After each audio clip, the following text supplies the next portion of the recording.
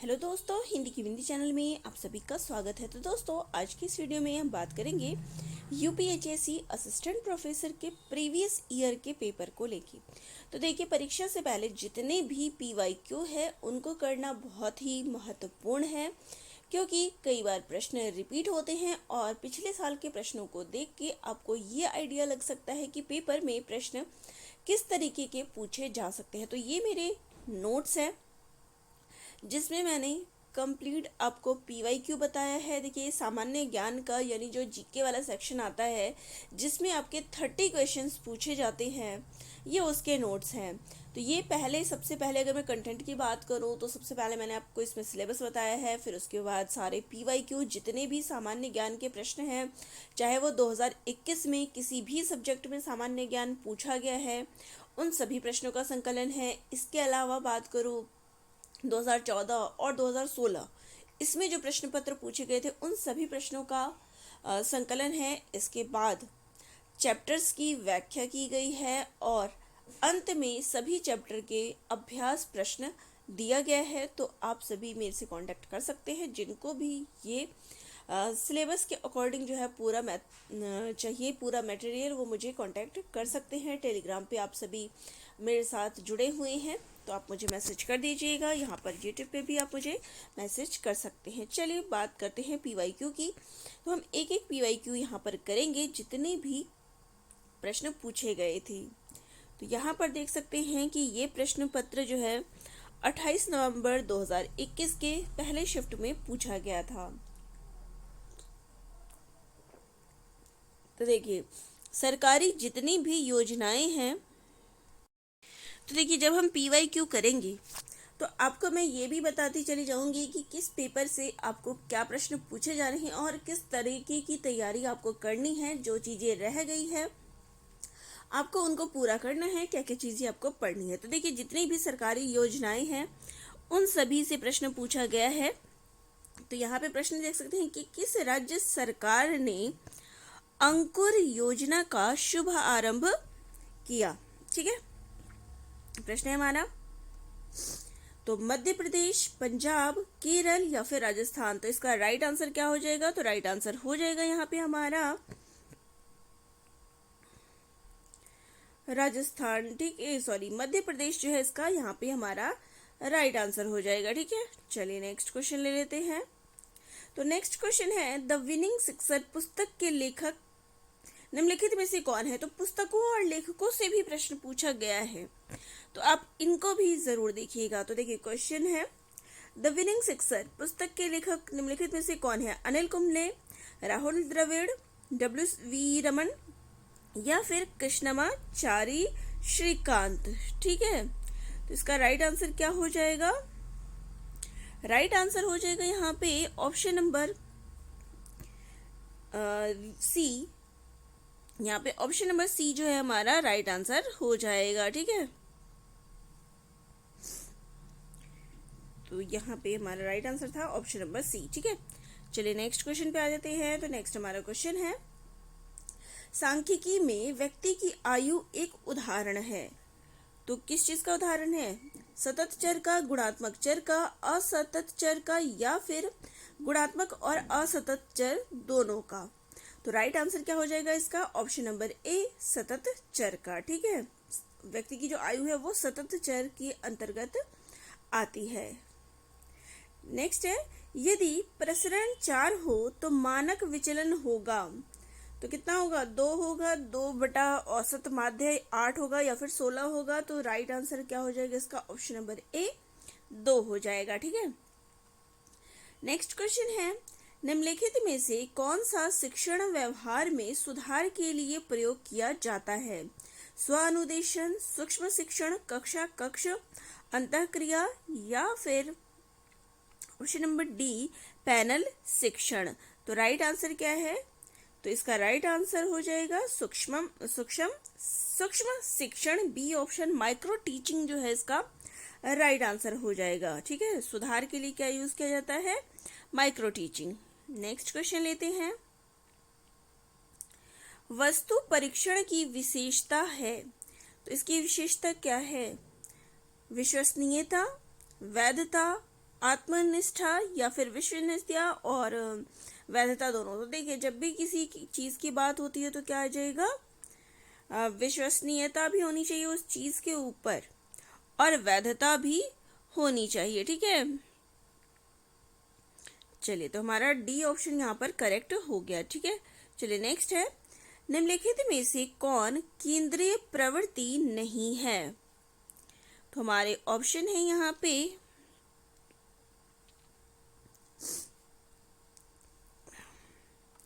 मध्यमान, बहुलक, माध्यिका या फिर विस्तार। तो राइट आंसर क्या हो जाएगा यहाँ पे, हमारा राइट आंसर हो जाए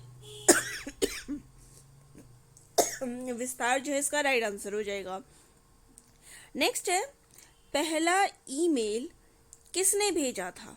तो ईमेल वाले प्रश्न से आपका यहाँ पर प्रश्न है कि पहला ईमेल किसने भेजा था।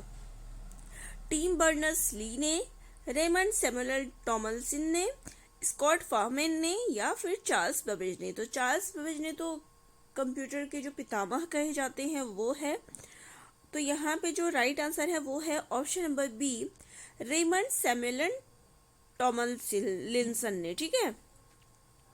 नेक्स्ट क्वेश्चन है, जंक ईमेल को निम्नलिखित में से किस एक को भी कहा जाता है। तो इसको क्या कहा जाता है, स्पैम कहा जाता है, स्पूफ कहा जाता है, स्पूल कहा जाता है या फिर आउटबॉक्स कहा जाता है। तो जो जंक ईमेल होते हैं उसको स्पैम कहा जाता है। ऑप्शन नंबर ए जो है इसका राइट आंसर हो जाएगा। चलिए नेक्स्ट क्वेश्चन लेते हैं। तो हमारा नेक्स्ट क्वेश्चन है, एक डिस्क को ट्रैक एवं सेक्टर में बांटने की प्रक्रिया कहलाती है। अलॉटिंग, फॉर्मेटिंग, क्रैशिंग या फिर ट्रैकिंग। तो राइट आंसर हो जाएगा यहाँ पे ऑप्शन नंबर बी, क्रैशिंग, ठीक है। ऑप्शन नंबर सी जो है यहाँ पे इसका राइट आंसर हो जाएगा। चलिए नेक्स्ट क्वेश्चन लेते हैं। नेक्स्ट क्वेश्चन है, कंप्यूटर हार्ड डिस्क का आविष्कार निम्नलिखित में से किसने किया था। तो जितने भी आविष्कारक हैं उनके नाम भी देख लीजिएगा जिस विषय का पढ़े हैं। Reynold B Johnson, P Johnson, Albert Johnson या फिर बी जॉनसन। तो राइट आंसर क्या हो जाएगा, Reynold B Johnson. Option number A जो है यहाँ पे हमारा राइट हो जाएगा। नेक्स्ट है, गूगल स्कॉलर है। तो गूगल स्कॉलर क्या है, publishing tool, web browser, operating system. तो इसका राइट आंसर क्या हो जाएगा। तो देखिए ये क्वेश्चन जो है इसको हटा दिया गया था, तो यहाँ पे इसका ऑप्शन नहीं है, ये क्वेश्चन जो है हटा दिया गया था, ठीक है। चलिए नेक्स्ट है, निम्नलिखित में से किसने कहा था, पर्यावरण मेरे अलावा सब कुछ है। MC मेहता, महात्मा गांधी, आइंस्टीन या फिर VR कृष्णा अय्यर। तो ये कथन आइंस्टीन के द्वारा कहा गया था। नेक्स्ट क्वेश्चन है, चिपको आंदोलन किसने प्रारंभ किया था। अरुंधति राय ने, मेधा पाटकर ने, इला भट्ट ने या फिर सुंदरलाल बहुगुणा ने। तो जब भी चिपको आंदोलन का नाम आता है तो क्या इसका राइट आंसर होता है सुंदरलाल बहुगुणा। ये पेड़ से चिपक गए थे, इन्होंने पेड़ को काटने नहीं दिया था। चलिए नेक्स्ट है, निम्नलिखित में से कौन एक जनसंख्या लक्षण नहीं है। लिंगानुपात, जन्म दर, मृत्यु दर या फिर स्तर विन्यास। तो देखिए जनसंख्या की जब बात की जाती है, जो जनगणना लिंगानुपात, जन्म दर और मृत्यु दर होती है, लेकिन स्तर विन्यास ये इसके अंतर्गत नहीं आता है। डी ऑप्शन यहाँ पे हमारा करेक्ट हो जाएगा।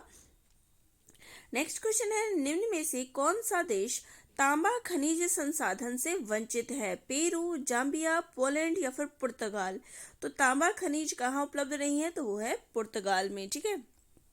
नेक्स्ट है, वायुमंडल की मध्यमंडल परत धरती सतह से किस ऊंचाई तक फैली हुई है। 50 किलोमीटर से 85 किलोमीटर, 80 किलोमीटर से 120 किलोमीटर, 400 किलोमीटर से 600 किलोमीटर, 28 किलोमीटर से 45 किलोमीटर। तो इसका राइट आंसर हो जाएगा ऑप्शन नंबर ए, 50 किलोमीटर से 85 किलोमीटर के मध्य।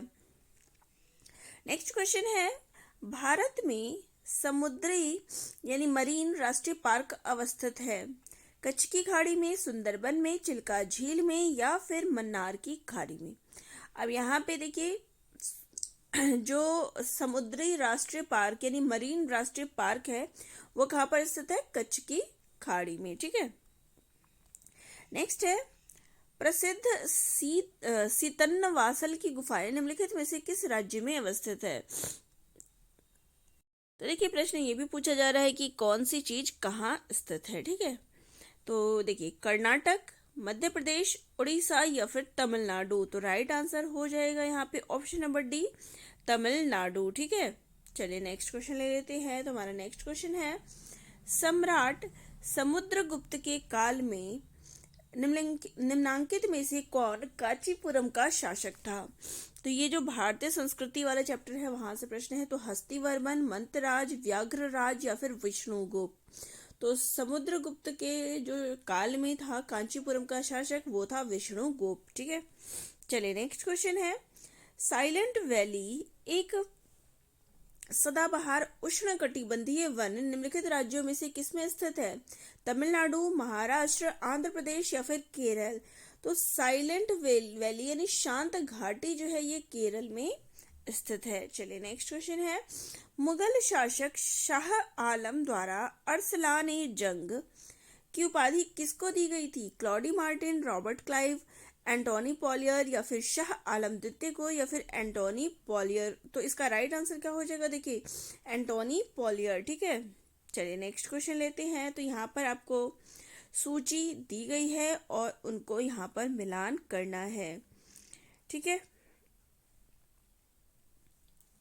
तो यहाँ पे देखिए जब बात आए तो देखिए अब यहाँ पे आपको ये तो पता है कि जो चाय है वो कहाँ की फेमस है? तो कहाँ की फेमस है? असम की। ठीक है, असम में हो गया। और गन्ना उत्पादक क्या है? उत्तर प्रदेश है। ठीक है, ये दो आपको पता है, मैच कर दिया। ठीक है, जूट, जूट कहाँ पे है? पश्चिम बंगाल। और रबड़ जो है वो केरल। तो ये इसका राइट आंसर है। चलिए नेक्स्ट क्वेश्चन ले लेते हैं। तो कभी भी मिलाना है तो जो आपको सबसे पहले पता हो उसको मिलाइए, फिर ऑप्शन के हिसाब से आप आगे भी मिला सकते हैं अगर नहीं पता तो। चलिए नेक्स्ट है, भारत में निम्नलिखित में से कौन सा एक संवैधानिक इकाई है? केंद्रीय सूचना आयोग, भारत निर्वाचन आयोग, भारतीय रिजर्व बैंक या फिर विश्वविद्यालय अनुदान आयोग। तो यहाँ पे इसका राइट आंसर हो जाएगा option number B, election commission of India, क्योंकि आपके टॉपिक में दिया गया है तो उसी से प्रश्न वैसा ही पूछा जाता है। चलिए नेक्स्ट है, हमारी सामाजिक संस्कृति की गौरवशाली परंपरा का महत्व समझना और उसका परिरक्षण करना भारत के संविधान के किस भाग का एक हिस्सा है? संविधान की प्रस्तावना का, मूल अधिकारों का, राज्य के नीति निर्देशक तत्वों का या फिर मूल कर्तव्यों का।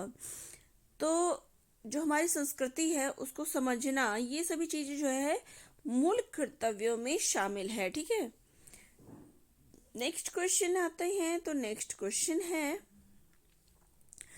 किस वाद में सर्वोच्च न्यायालय से संप्रेक्षित किया गया कि मूल अधिकारों तथा नीति निर्देशक तत्वों के बीच सामंजस्य एवं संतुलन संविधान के आधारभूत ढांचे का एक आवश्यक लक्षण है?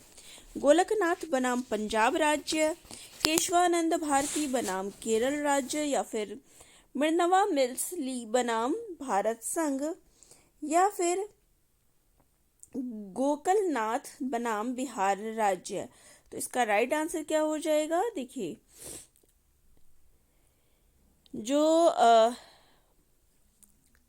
क्या पूछा गया है कि मूल अधिकारों तथा नीति निर्देशक तत्वों के बीच सामंजस्य और संतुलन, ये बात जो है किसमें शामिल है? मिनर्वा मिल्स ली बनाम भारत संघ के अंतर्गत। चलिए नेक्स्ट क्वेश्चन लेते हैं। नेक्स्ट क्वेश्चन है, भारतीय कृषि क्षेत्र में मुख्यतः किस प्रकार की बेरोजगारी पाई जाती है? खुली बेरोजगारी, संरचनात्मक बेरोजगारी, प्रच्छन्न बेरोजगारी या फिर चक्रीय बेरोजगारी। तो जो कृषि क्षेत्र है उसमें प्रच्छन्न बेरोजगारी पाई जाती है। ठीक है, नेक्स्ट क्वेश्चन आते हैं। तो नेक्स्ट क्वेश्चन है, बॉम्बे गोल्ड कप खेल से संबंधित प्रश्न आ गया, किस खेल से है? टेबल टेनिस से, भारोत्तोलन से या फिर हॉकी से या फिर फुटबॉल से। तो गोल्फ की बात की गई है तो ये हॉकी से संबंधित है। चलिए नेक्स्ट है, पित्ताशय में उपस्थित पथरी निम्नलिखित में से किसका पाचन प्रभावित करती है? प्रोटीन, वसा, कार्बोहाइड्रेट या फिर न्यूक्लिक अम्ल।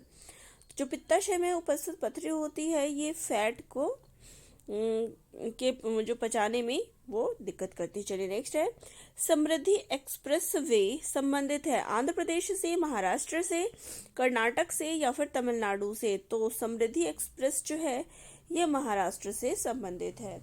ये हमारा पहला प्रश्न पत्र था पीवाईक्यू का। तो उम्मीद करती हूँ आप सभी को अच्छा लगा होगा। इस प्रकार से मैं सारे ही पीवाईक्यू करवाने की कोशिश करूंगी। तो वीडियो जिनको अच्छी लगी हो चैनल को लाइक शेयर सब्सक्राइब करिएगा। अपने प्यारे प्यारे कमेंट्स भी मुझे जरूर करिएगा। धन्यवाद।